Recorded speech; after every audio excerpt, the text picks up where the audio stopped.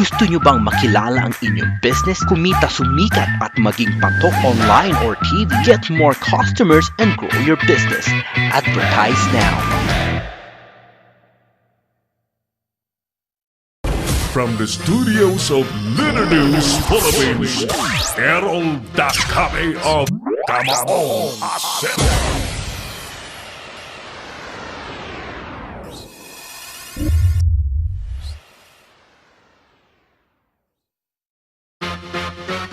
Thank you. Welcome back sa ating palatuntunan. OA nga ba ang mga Pilipino o hindi pagdating po sa issue ng coronavirus, mga suki? Ano po sa tingin po ninyo? Your opinion is very much welcome. Dito po ay patas po tayo rito, pabor, kontra, o ano man po ang inyong opinion. Welcome na welcome po sa ating palatuntunan. Thank you muna tayo kay Rene Nungay dyan sa, nasaan ba si Rene?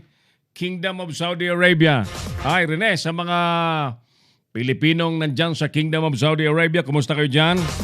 O keep safe, always ha, keep safe. At may pamilya kang naghihintay sa iyo sa pagbabalik mo at umaasa sa hanap buhay. Carlo Reyes of Peak Motors, Mitsubishi Motors, Abad Santos sa lungsod ng Maynila. Thank you, thank you. Si Vic Barameda ng Quezon City. Quezon City tuloy. Pasig City. Vic, salamat sa pagsilip sa ating palatuntunan. Paring Bong David sa the Netherlands. Thank you. Idol, we're watching here. Good day. Good day din, Paring Bong David. Ang ating Vice President for International Affairs ng Philippine Online Broadcasters Association. By the way, doon po sa mga nag-go-online, mga involved sa online broadcasting, online journalism. Hinihikayat po namin kayong sumali kayo sa Philippine Online Broadcasters Association, the one and only legitimate organization of the online broadcasters in the Philippines. Yes, this is the only legitimate. Wala na pong iba. Ang ating objective, ang ating mission is to professionalize the online sector para pakinabangan po ng ating mga kababayan at maging maayos din ang buhay ng mga nasa industriya ng online broadcasting. Doon po sa mga interesadong sumali po sa POBA. Kung may KBP, kung may NPC, meron pong POBA. Ayan. Yan po yan eh. Yan po yan. At tayo po ay nagpapasalamat sa Malacanang sapagkat tayo po ay nire-recognize ng Malacanang sa ating ginagawa. Silently. Hindi po tulad ng ibang superyabang, hindi kami dito nagyayabang. Thank you, partner. Amigong Jawar Sandoval dyan sa Indonesia. Sabi niya, prevention is better than cure. Ayan. Tama nga naman eh. Kailan ka pa mag-iingat? Kung basa ka na, kung may sakit ka na. Thank you, thank you. Sabi naman ni amigong ni Kabayang Jigs Duncan ng May Kawayan, Bulacan. Ang sagot niya sa ating tanong kung iba o hindi ang mga Pilipino sa coronavirus, ang sagot niya, super pade! Talaga? Talaga? Sabi niya, yes! Okay, next. Sylvia Yampon. Ang sagot niya naman, totoo yan, sir. Ibig sabihin, ano ba ibig sabihin ng totoo yan, sir? OA. Sylvia, Aling Sylvia, Ma'am Sylvia. Thank you, thank you, thank you. Si Nadine naman, ang sagot niya, Nadine Kumilang ng University of the Philippines. Nadine, kumusta na kayo dyan sa UP Diliman? Mamaya, may follow-up tayong gagawin doon sa ating discussion ng illegal na pag-ukupa ng Ayala at ng UP dyan sa 4.8 hectares na lote na pribadong tao po ang nagmamay-ari. Mamaya ng konti. Attention, Mayor Joy Belmonte, Madam. Attention, Mayor Joy Belmonte, Madam ng Quezon City. Ayan, dapat alam mo ito kasi kung patuloy mong mabibigyan ng mga business permit ang illegal na okupante dyan or squatter dyan, may mali yan. Di ba? Mali yan. Si Bede, nanonood sa atin, no? Kumusta ka dyan? Sa Tabaco City? Kumusta ang ano mo? Kumusta ang saloon? Pag ako nakauli dyan sa Holy Week, ha? Mapa-manicure lamang ako. May facial ka dyan? Sige, para medyo maalis yung mga mga dumi-dumi. Kumusta po sa mga kababayan ko sa Tabaco City, my beloved city of Tabaco. And good afternoon po sa maray na hapon tabi sa mga Bicol noon na hihilingkan sa tuyang programa. Ayan. Nauli yung ating drums. Ulitin. Okay. Masipag ang drum roller natin. Next! Sui Palmones. Sabi niya naman sa kanyang sagot, mas mahal kasi ang magpagamot kaysa mag-ingat kasi hirap na nga sa pambili ng pagkain tapos magkakasakit pa. Paano na? Kaya hindi po OA. Kung mayaman ka, malamang OA ka. May mahirap bang taga-kuan? Nakapwesto sa gobyerno? Pagka nakapwesto ka sa gobyerno, yayaman ka daw eh. Alright. Ulitin natin ang ating survey question mga kapatid. OA ba o hindi ang mga Pilipino pagdating sa usapin po ng coronavirus? Ayan.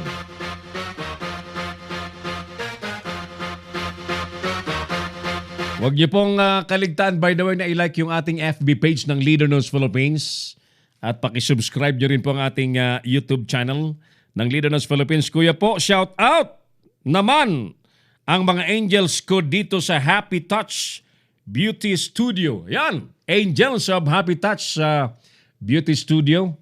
Pag nakauli tabi ako, mapamanicure lamang ako. Ayos na yan. Ayan. Happy Touch Beauty Studio in Tabaco City. Sa mga taga-Tabaco, mga taga-Malilipot, Malinaw, taga-Tiwi, nganing gumayon ka mo, maging gwapo ka mo, diyan ka mo magpagayon, magpaayos ka sa diri nindo sa Happy Touch Beauty Studio. Yan. Panama ng belo, no? Ayan. By the way, kaibigan, habang tayo po ay nag-i-encourage na mag-ingat ang bawat isa, it's really good to ensure na malakas ang ating immune system. Sapagkat alam nyo, ang mga virus o mga bakterya, umaatake po yan sa mga may hinang immune system. So para hindi tayo pasukin ng virus, bakterya ang mga katawan po natin, mag-TB-cos po kayo. Ito po, TB-cos, ini-endorse po natin ito sapagkat ito po ay proven, subok na, at garantisadong nagpapatibay po ng ating mga katawan, nagpapalakas ng ating immune system. This is anti-cancer, anti-virus, anti-bacteria, anti-high blood pressure, anti-diabetes. Ayan, napakaraming kayang-kaya nitong pagalingin. Di ba, Ron? Ron. Ayan. Sabi ni Ron, miss ko na ang Baguio City. Nandito lang ang Baguio City. Areglado. So, ang TB-cos po ay available dito sa studios ng Leader News Philippines. Tawag po kayo sa 0995-148-3605. Di po problema ang distansya. Pwede po nating ELBC po yan kung medyo malayo po kayo. Para tayo po ay makatulong na mapalakas ang inyo pong mga immune system. Yan. Immune system. Yan. That's the name of the game. Kasi kung mahina po ang ating resistensya, papasukin po ang ating one kata ng mga virus at magigiba ang ating kalusugan. Right? Tuloy tayo. Samantala, ayan. Samantala, mga kaibigan, bibigyan daw ng assistance ng OWA ang mga tinamaan ng temporary travel ban.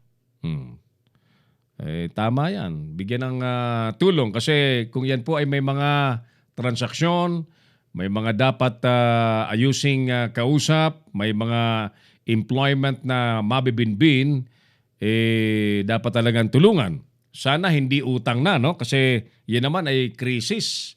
Yan naman ay bahagi po ng problema na hindi naman ginusto at hindi naman desisyon po ng tao. Naalala ko kasi, baka tulad din ng gawin ng yung ginawa ng DA dyan sa mga tinamaan po ng pagsabog ng Bulkan Taal. Utang, pinautang yata yung mga magsasaka para baka makatulong daw pinautang. Paano pang tulong yan kung utang, di ba? Again, krisis yun kalamidad. Sana po ang gobyerno ay talagang maiparamdam ang serbisyo sa tao, hindi yung utang. Ano ba yan? Parang ang gobyerno ba nakikipagpaligsahan pa sa mga Bombay? Diba? Kaya nga dumudulog ang taong bayan sa pamahalaan na matulungan sapagkat kailangan ng tulong. Diba? Kasi kung kaya din lang naman ng mga tao, hindi na yan hihingi ng tulong. Di ba, Pastor? Oo. Ayan. So, samantala, habang tayo po ay nag-iingat, the word is nag-iingat, no? Kasi kailan ka pa mag-iingat kung tinamaan ka na? Marami na pong, ilan na ba ang positive na binabantayan ng DOH? May gitsandaan na. Dito sa Pilipinas, may gitsandaan. Maraming hospital. Kung ano bang hospital, pero hindi lang sinasabi. Para siguro hindi magpanik. Okay? Where am I? Dito tayo, dito. Asan na? Ayan. Oo. Saan na ba yung hinahanap ko? Ayun. Balikan ko muna itong habang tayo po ay nangangampanya na mag-ingat. Lagay ko naman na hindi naman OA ang mag-ingat kasi kailan ka pa mag-iingat kung tinamaan ka na. Di ba? Remember, iisa po ang buhay ng tao. Wala namang pong extrang buhay na mabibili sa palengke, di ba? So it's but understandable na mag-ingat po ang mga tao. Di ba? Pero OA ba ang mga Pilipino? Mga suki, OA ba ang mga Pilipino? Ano pa sa tingin ninyo? Samantala, mga kaibigan, lalo pong lumalamig ang panahon sa China. Imagine ho, negative 1 degrees Celsius ang lamig sa China. Dahil po dyan, pinangangambahan na baka daw lalong lumala ang problema sa outbreak sa virus. Tulad nga po ng sinasabi ng mga nakakaintindi dyan, nakakaintindi ng virus na yan, na may mga intriga nga na yan po ay sinadyang ginagawa para daw po sa negosyo ng China. May mga nagsasabing yan po ay bahagi ng biological weapon, biowarfare. Sabi nga ni Tito Soto, yan ay biological weapon. In fact, napanood ko rin po yung expose ng isang military doctor sa Israel na meron daw talagang 2 laboratory ng virology laboratory sa ilalim daw po, sa underground ng Wuhan, na talagang pinag-aaralan daw po yung mga pathogens, mga virus. At ang sinasabi po ay nakasingaw yung virus. Yan ang nangyari. Pero ako naman po, nagtataka, para bagang nagtaka naman ako ng todo. Bakit sometime in December, mga kaibigan, may nabasa akong article. May nabasa pa akong article online na yung mga scientists ng United Nations last December ay nagre-rekomenda ng isang napakatinding bagay. Ano ba yung rekomendasyon ng United Nations scientists? Ang rekomendasyon, mga kaibigan, ng December 2019 para daw maibsan ang stress ng buong mundo. Ang polusyon, ang kakulangan sa mga resources. Ang rekomendasyon po ng mga scientists ng United Nations ay mag-depopulation. Anong ibig sabihin na mag-depopulation? Ang ibig sabihin po ay magbawas ng tao. Bay, nagulat po tayo. Sumambulat po ang issue ng coronavirus pagsapit po ng... Actually, sumabog po ang coronavirus issue, outbreak, last week ho ng December towards the New Year. Kaya nga po, naunsyame yung selebrasyon ng New Year ng mga Chinese. Ayan. So, ganyan ang mga nangyayari sa ating paligid na kailangan mas dilat ang ating mga mata para hindi tayo makwentuhan. Meron naman pong talagang mga kababayan tayo na regardless of what's happening, may talagang ayaw nilang idilat ang kanilang mga mata. Basta sila ay ganito. Basta kami ganito. Ulitin natin, iisa ang buhay po ng tao. Wala pong spare parts. Wala pong extra. Wala pong extrang mabibili. Diba? Hindi yan parang sasakyan na pag may nasira kang pyesa, makakabili ka ng pyesa. Ayan. Ang mga taga-Tarlac naman, especially taga-Kapas Tarlac, mga suki. Magandang hapon po sa mga taga-Kapas Tarlac. Si Congressman Bert Hashimoto. Kapas ba si Congressman Bert? Congressman Bert, kumusta ka na? Salamat sa pagboluntaryo mong ipagamit yung unit mo sa isang condo para maging marketing office ng Leader Nos Philippines. Thank you, Congressman Bert. Thank you. Ayan, so we have an office somewhere. Ayan po, iayusan muna natin. Marketing office po ng Leader Nos Philippines. Courtesy of Congressman Bert Hashimoto. Ulitin natin. Kontra po ang mayor ng Kapas Tarlac sa plano po ng Health Department na dyan po i-quarantine sa bagong-bagong New Clark City development yung mga pinaghihinalaan pong may virus. Ayan. Ayaw. So, baka tawagin din itong mayor ng Kapas Tarlac na OA. Mayor, ano masasabi mo pag tinawag kang OA? Ha? Tanggap mo ba na tawagin kang OA ng mga tao at mga hindi natutuwa sa mga kapwa natin, Pilipino, na medyo masyadong conscious pagdating po rito sa problema ng virus na nakamamatay. Well, take note mga suki, nakamamatay po ito. At bagamat maraming klase ang virus, may kung ano-anong virus sa Pilipinas, pero ito talagang, di ba? Nakakamatay ka agad. Wala pang, pag tinamaan ka, ang unang problema natin dito, wala pa namang sinasabing, di ba, gamot? Ano ba ang gamot dyan? Wala namang, ano bang gamot talaga dyan, di ba? Ang pinakamabisang gamot talaga dyan ay mag-ingat. Umiwas. Di ba? Umiwas para hindi ka matamaan. Pading Jaime, Kundat, kumusta ka dyan sa Pasig City? I miss you, Pade. At yung inaanak ko, kumusta ka na? Kumusta na kayo dyan sa Pasig City? Samantala, si Mil, Delta Alpha, nakasilip din sa atin. Mil, thank you. Si Madam Susie, ang magandang OFW na nandyan sa Hong Kong. At kaibigan din natin online. Thank you, Susie. Susie Reyes. Yan, magandang dalaga yan si Susie na advocate din po ng karapatan ng mga Pilipino. Yan. At especially yung pagkalinga po sa mga OFW. Susie Mandawe Reyes is the name. Mabait siya. Mabait na tao ito si Susie.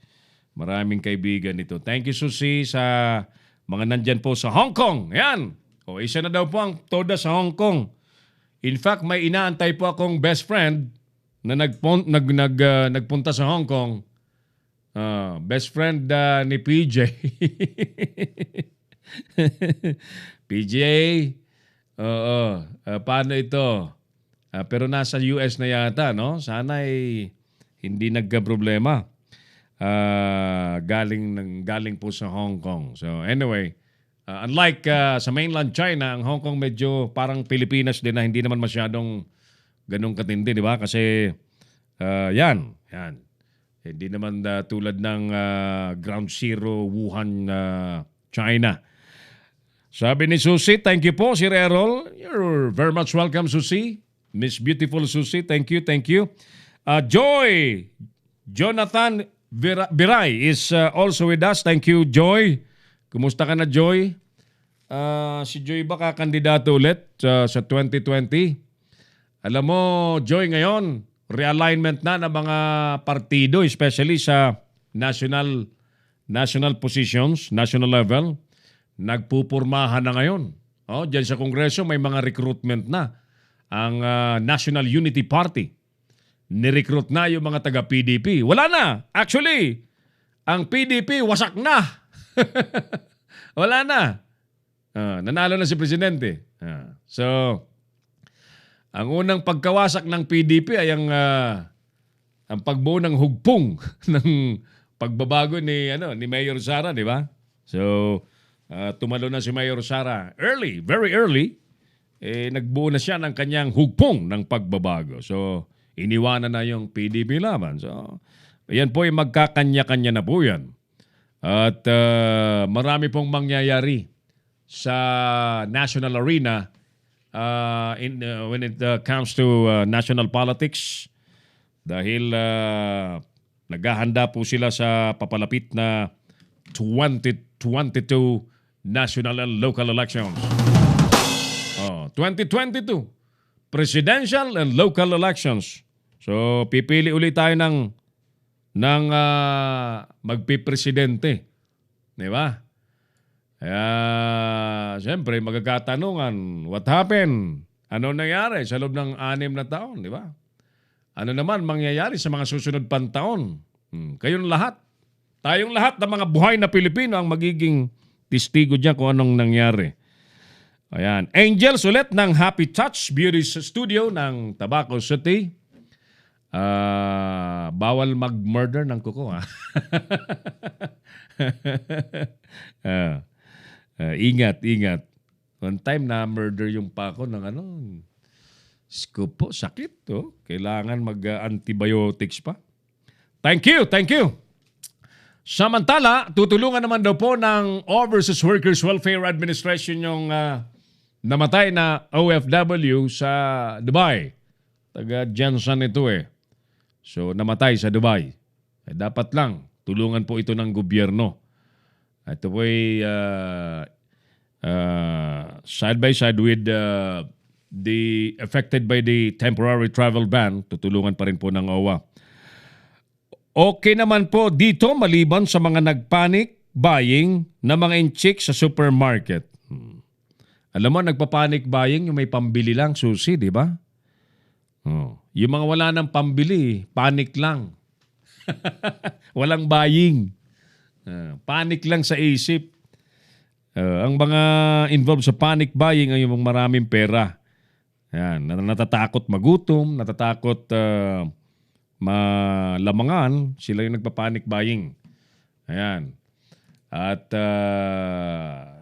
naintindihan naman natin kasi halimbawa, kung talagang ang pamamaraan po na hindi katamaan ng virus ay mag-ingat, huwag masyadong pupunta sa matatao, the only way is to buy bulk of what you need para hindi ka masyadong maglalalabas, di ba?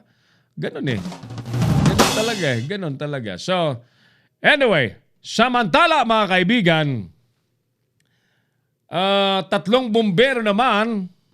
Saan ba mga tarantadong ito? Arestado po dahil sa pangingikil. Alam niyo, maraming issue po sa Bureau of Fire Protection. Ito po tandaan po ninyo, take note.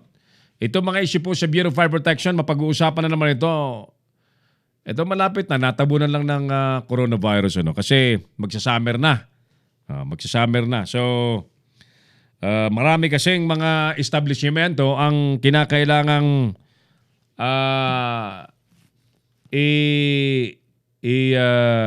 inspeksyon ng mga bumbero kung compliant po yan sa mga panuntunan ng Bureau of Fire Protection to ensure na hindi po magkakaroon ng sunog o kung magkaroon man may mga tamang fire exit, may laman yung mga fire extinguisher, ganun eh. Kasi alam niyo yung mga fire extinguishers na yan, nag-expire po yan. I think that's only good for 1 year.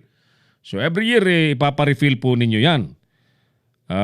Yun naman, maraming ganyang bumbero ang nagninegosyo sa ganyan, nagiging ahente ng mga generous naman na mga kumpanya ng fire extinguisher.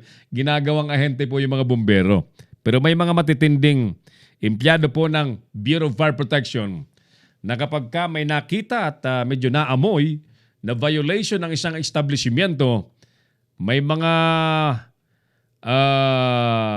insidente at mga balita na talagang kinikikilan especially kung medyo matindi ang violation.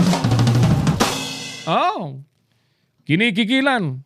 Kunyari, sige Brad, sige sir, huwag na nating ilagay ang violation mo na ganito lang. Bigay ka ng 200,000, bigay ka ng 100,000. Ayun, so 3 bumbero arestado. Nagreklamo siguro sa mga otoridad. But yung establishmento naman na may violation, okay lang yun. Inaresto nyo yung nangingikil. Pero siguruhin ninyo na yung establishmentong may violation na umayos din. Wala itong pinag-iba sa Wala itong pinag-iba sa may mga iringan, may mga iringan din sa yung media at yung ilang mga negosyante na involved po sa mga pergalan. Ito ngayon ko lang po ito bubuksan kasi Regaldes, maihawig lang natin dito sa nangyaring ito sa bumbero, no? Metaphor lang sa bumberong na aresto.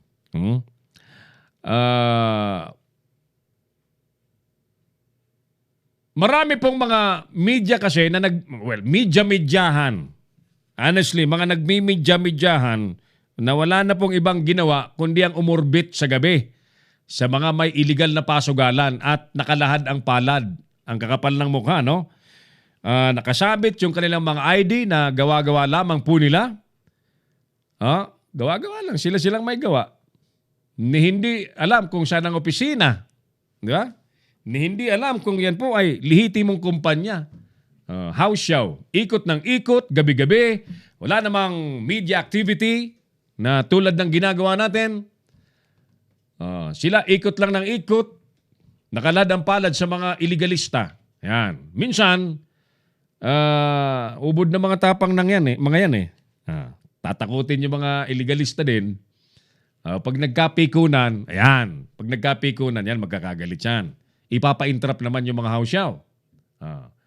Kasabwat naman yung mga, mga pulis naman na nakikinabang sa mga iligalista. Alam nyo, yung mga pergala na yan, mga pasugalan na yan, hindi po yan makakapag-operate kung wala pong tinatanggap ang barangay kapitan. Ito, maliwanag hindi po makakapag-operate ang anumang illegal na aktibidades sa isang lugar kung wala pong pagpayag ang kapitan. Ngayon, kung magkano man po ang dahilan at bakit pumayag si kapitan, pati na yung mga kagawad, sila nakakalam. Next, hindi po yan mangyayari, hindi po makapag-ooperate ang isang illegal na establishmento, aktibidades, kung walang pagpayag ang Chief of Police. Chief of Police. Diba? Ngayon, kung magmamalinis ang mayor na hindi niya alam yan, tanga ang mayor. Nasa lugar niya, hindi niya alam yon. Ibig sabihin, binubukulan siya ng mga tao niya. Kaya kami naniniwala na alam din niya ng mayor. Small time, di ba, mayor? Small time. Illegal ba't di mapatigil? Ngayon, ini-entrap yung mga nangingikil na hausyaw. Bakit hindi i-entrap yung kapitan? Hindi i-entrap yung chief of police? Lahat ng... At bakit bukas ang mga pasugalang ganyan? Illegal nga eh. Illegal ang mangikil pero yung illegal activities nagtutuloy. Ayan. Sa tanang buhay ko ngayon ko lang po ito na-discuss sa program sapagkat hindi po yan ang linya natin. Yung mga umuorbit dyan, araw-araw, yan ang laman ng program. Na i-metaphor ko lang dito sa arestong 3 bumbero na nangingikil. So ang sinasabi ko lamang, di arestuhin yung nangingikil. Pero yung violator naman na establishmento, pinahan din. Patawan din ng kaso, di ba? Para patas. O kasi ang pinatutupad sana ng mga bumbero, yung batas tungkol po sa fire code eh. Fire code. O, kaya lang pinagsamantalahan naman nila para magkapera sila. Alright, tuloy tayo. Basa nga muna tayo. Bilis naman ang oras natin, ano?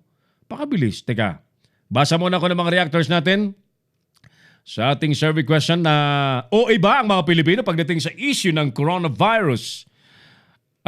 Si Primay, si Insang Gloria Costocamo, hindi po halata na napaka-OA. Hindi daw halata na napaka-OA. Ibig sabihin, ang tingin ni Pinsang Gloria, ni Guya, OA ang mga Pilipino. Okay, sige. Sige Next. Teofel Luna Santos, hindi naman siguro. Nag-iingat lang. Oo nga naman. Sino ba naman magpapahalaga ng buhay ng may buhay, kundi yung may-ari ng buhay, di ba? Alam nga namang iutos mo sa ibang, ay ingat mo ako. Pero ako magliliwaliw, di ba? Ipag-ingat mo ako. Yan. Joyce, sabi niya, OA. Yan. Pero nakita ko yung wall ni Joyce, may nakamask sa sa wall niya, nakamask siya. So, Ma'am Cora Dado ng Marikina City. Kumusta kayo dyan? Kumusta ang Marikina City? OA ba mga taga-Marikina? OA ba ang mga Pilipino, Ma'am Cora, pagdating sa coronavirus? What can you say? Ang sabi niya rito, nope! Sabi niya, nope! Nag-iingat lang. Thank you. Ang bilis naman ng oras natin. Okay, so habang tayo pong lahat ay nag-iingat sa coronavirus at nananawagan naman ng gobyerno na itigil ang xenophobia.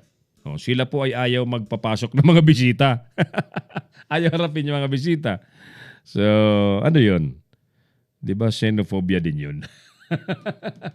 Samantalang kami, tuloy ang mga public service. Pero inuulit ko po ang ating abiso. Paalala sa mga kababayan natin, gumamit po kayo ng TBCOS para hindi po kayo tamaan ng coronavirus. Ito pong organic food supplement na ito ay magpapalakas sa inyong mga katawan, immune system, resistensya, para hindi po gibain ng virus ang ating kalusugan. Yan po ay available dito sa studios ng Leader News Philippines. Kumusta ka? Doktora Marilu Hani Tamayo, Madam, kumusta ka na? We miss you. We miss you. So, kumusta na ang NGT Wellness? At kumusta po sa mga katropa natin sa TBCOS? Tuloy tayo!